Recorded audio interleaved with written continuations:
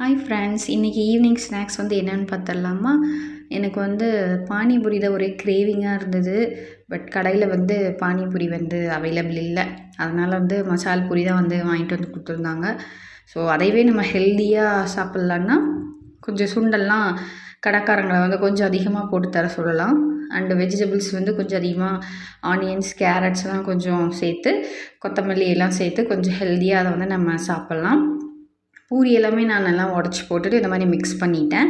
So இது எப்படி நம்ம வந்து லிமிட்டடாக சாப்பிட்லாம் அப்படிங்கிற டிப்பும் நான் உங்களுக்கு ஆட் பண்ணுறேன். இப்போ வந்து எங்கள் வீட்டில் 3 பேர் இருக்கோம் அப்படின்னா, நாங்கள் வந்து ஃபஸ்ட் எல்லாமே ஆளுக்கு ஒரு பார்சல் வந்து வாங்குவோம். இல்லைனா 2 பார்சல் வாங்குவோம், நிறைய தட்டு நிறையா சாப்பிட்ற மாதிரி. பட் இப்போ வந்து ஒரே ஒரு பார்சலில் 3 ஈக்குவல் ஷேராக பண்ணி சாப்பிட்றோம். ஸோ இப்படி தான் நம்ம வந்து லிமிட்டடாக நம்ம வந்து ஃபாஸ்ட் ஃபுட்டை வந்து கம்மி பண்ண முடியும்.